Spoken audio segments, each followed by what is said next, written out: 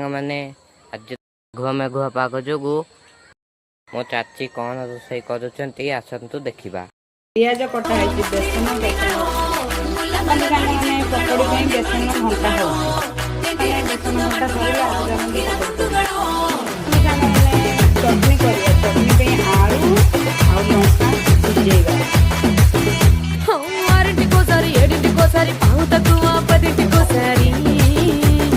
పడుకుంటే ఓసారి మెలుకుంటే ఓసారి ఏమి తోసక కూసుంటే ఓసారి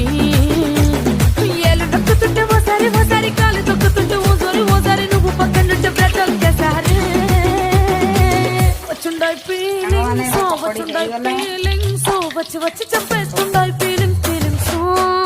వచ్చుండాయి